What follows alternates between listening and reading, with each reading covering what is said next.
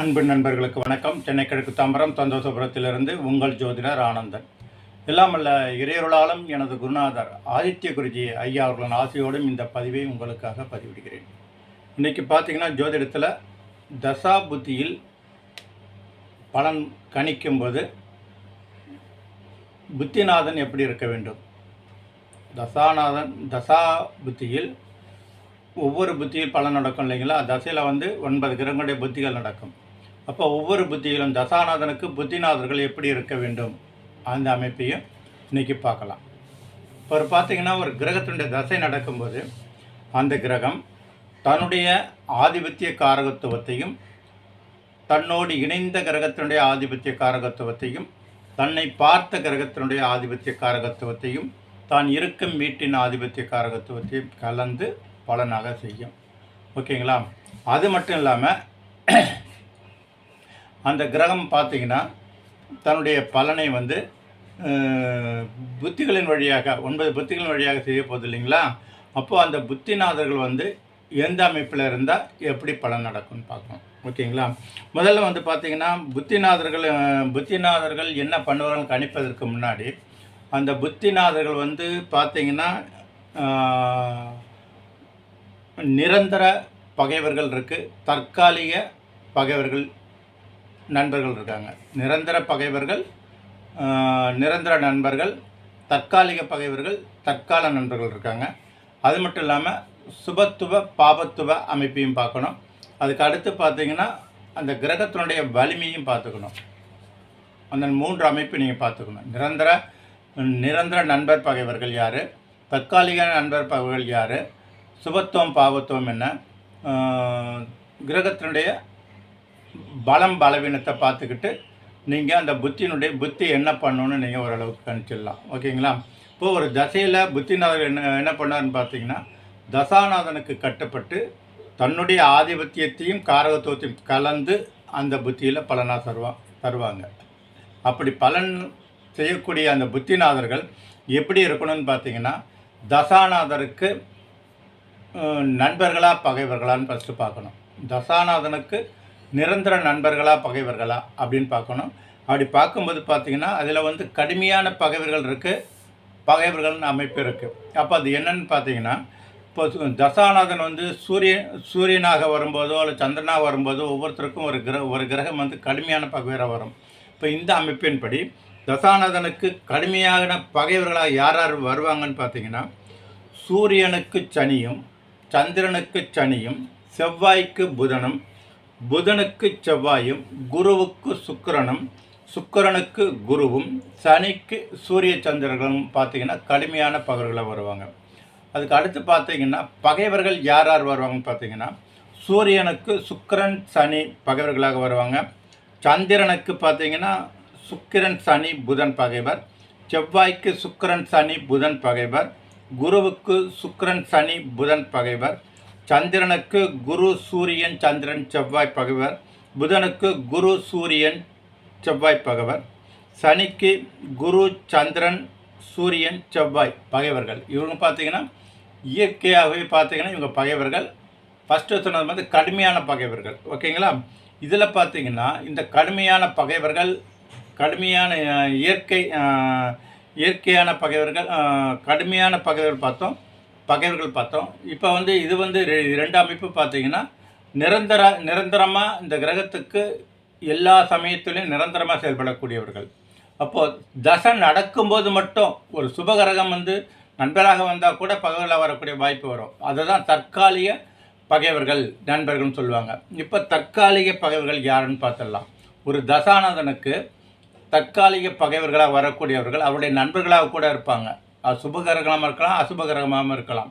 அப்போ அந்த அடிப்படையில் தசாநாதனுக்கு தற்காலிக பகைவர்கள் யாருன்னு பார்த்தீங்கன்னா தசாநாதனுக்கு 1ஆம் இடத்துலையோ 5ஆம் இடத்துலையோ 6ஆம் இடத்துலையோ 7ஆம் இடத்துலையோ அல்லது 8ஆம் இடத்துலையோ அல்லது 9ஆம் இடத்துலையோ புத்திநாதன் இருக்கும்போது அவர் தற்காலிக பகைவராக வந்துடுவார். இப்போது ஒரு தசையில் பலன் நடக்கும்போது புத்திநாதன் தசாநாதனுக்கு கடுமையான பகைவரா இல்லை வெறும் பகைவரா இல்லை தற்காலிக பகைவரான்னு பார்க்கணும். இப்போ கடுமையான பகைவரும் தற்காலிக பகைவராக வந்துட்டாருன்னா அந்த இடத்துல இந்த புத்திநாதர் வந்து கடுமையான பலனை செய்ய போகிறாருன்னு அர்த்தம். பகைவராக இருந்து தற்காலிக பகைவராக வந்தார்னா கடுமை கொஞ்சம் கம்மியாக இருக்குன்னு அர்த்தம். இப்போ அவர் நண்பராக இருந்து பகைவராக வந்துட்டார் வச்சு தற்காலிக பகைவராக வந்தார்னா கடுமை ரொம்ப சொற்பமாக இருக்க போதுன்னு அர்த்தம். அப்போது ஒரு கிரகம் வந்து பார்த்திங்கன்னா புத்தியில் என்ன பலனை செய்யும் கணிக்கும்போது தசாநாதனுக்கு அந்த கிரகம் 1, 5, 6, 7, 8, 9 ஆகிய இடங்களில் இருக்கும்போது அது தற்காலிக பகைவராக வந்து அந்த கிரகம் வந்து கெடு பலனை செய்கின்ற அமைப்பில் வரும். இப்போ 1, 5, 6, 7, 8, 9ல் 5, 9 என்பது வந்து திரிகோண பாவகங்கள் வருது இல்லைங்களா? அந்த திரிகோண பாவகத்தில் சுபர் வந்து தற்காலிக பகைவராக வந்தார்னா அந்த இடத்துல கடுமை கொஞ்சம் கம்மியாக இருக்கும். அந்த பகை அமைப்பு குறைச்சிருக்கும். அதே மாதிரி கேந்திர அமைப்பில் 7ஆம் இடத்துல இருக்கும்போது கேந்திர அமைப்பில் கேந்திரத்தில் 7ல் வந்து சனியோ செவ்வாயோ பாபகரங்கள் அந்த அமைப்பில் வந்தாங்கன்னு வச்சுக்கலாம். 7ஆம் இடத்துல தசாநாதனுக்கு 7ல் சனியோ செவ்வாயோ இருந்தோன்னா அந்த இடத்துல அந்த கடுமை வந்து குறையும். ஏன்னா சுபர்கள் கோணத்தில் இருக்கலாம், பாபர்கள் கேந்திரத்தில் இருக்கலாம்ன்ற அமைப்பின் அடிப்படையில் அந்த பகைத்தன்மை கம்மியாக இருக்கும். அப்படி எடுத்துக்கணும். ஓகேங்களா? அதுக்கு அடுத்து பார்த்திங்கன்னா 6, 8 வரக்கூடிய கிரகங்கள் வந்து கடுமையான கெடுபலனை செய்யும். இது அப்படி எடுத்துக்க போதும். ஓகேங்களா? இப்போ வந்து நீங்கள் வந்து தசாநாதனுக்கு புத்திநாதர்கள் எப்படி இருக்கான்னு பார்க்கறதுக்கு கடுமையான பகைவர்கள், இந்த தசாநாதனுக்கு கடுமையான பகைவர் யார், தற்காலிக பகைவர் யாருன்னு தெரிஞ்சுக்கணும். அந்த 3 அமைப்பு தான் இப்போ சொன்னேன். அதுக்கு அடுத்து பார்த்திங்கன்னா தசாநாதனுக்கு நிரந்தர நண்பர்கள் யார், தற்காலிக நண்பர்கள் யார் அப்படின்னு பார்க்கலாம். இப்போ அந்த அமைப்பு இருந்தால் தான் ஒரு தசை நடக்கும்போது நற்பலன் நடக்கக்கூடிய அமைப்பில் தற்காலிக நண்பர்கள் நிரந்தர நண்பர்கள் வந்தாங்கன்னா பிரச்சனையே இல்லை. அல்லது பகைவராக வரக்கூடிய நிரந்தர பகைவர் தற்காலிக நண்பர்களாக வந்தாங்கன்னா ஓரளவுக்கு நல்லது பண்ணுவாங்க. இப்போ அதன் அடிப்படையில் இப்போது பகைவர்கள்னு பார்த்தோம் இல்லைங்களா? அதே அடிப்படையில் நிரந்தர நண்பர்கள் யாருன்னு பார்க்கலாம். இப்போ நெருங்கிய நண்பர்கள்னு பார்த்தீங்கன்னா சூரியனுக்கு வந்து பார்த்திங்கன்னா புதன், குரு, செவ்வாய் நெருங்கிய நண்பர்களாக வருவாங்க. அதனால தான் சிம்மத்தில் பார்த்திங்கன்னா குருவும் செவ்வாயும் புதனும் பார்த்திங்கன்னா அதிநட்புன்ற அமைப்பில் வரும். அந்த அமைப்பில் சூரியனுக்கு புதனும் குருவும் செவ்வாயும் பெஸ்ட்டு ஃப்ரெண்டாக வருவாங்க. சுக்கிரனுக்கு பார்த்திங்கன்னா சனி பெஸ்ட்டு ஃப்ரெண்டாக வருவார். அதனால் சனியுடைய வீட்டில் பார்த்தீங்கன்னா சுக்கிரன் வந்து அதிநட்பு பலத்தோடு இருப்பார். அதே மாதிரி பார்த்தீங்கன்னா புதனுக்கும் சனி பெஸ்ட்டு ஃப்ரெண்டாக வருவார். ஏன்னா அதே மாதிரி சுக்கிரனை போலவே புதனும் வந்து சனியுடைய வீட்டில் அதிநட்பு வீட்டில் அமைப்பில் 50% வலிமையோடு இருப்பார். அப்போ இந்த 3 அமைப்பு தான் பெஸ்ட்டு ஃப்ரெண்ட் அமைப்பில் வரும். அதுக்கு அடுத்து நண்பர்கள் யாருன்னு பார்த்தீங்கன்னா சூரியனுக்கு சந்திரனும் செவ்வாயும் குருவும் நண்பர்கள், சந்திரனுக்கு சூரியன் செவ்வாய் குரு நண்பர், செவ்வாய்க்கு சூரியன் சந்திரன் குரு நண்பர், குருவுக்கு சூரியன் சந்திரன் செவ்வாய் நண்பர். சுக்கிரனுக்கு பார்த்தீங்கன்னா சனி புதன், சனிக்கு புதன் சுக்கிரன், புதனுக்கு வந்து சுக்கிரன் சனி வந்து நண்பர்களாக வருவாங்க. இது வந்து நிரந்தர நண்பர்கள்.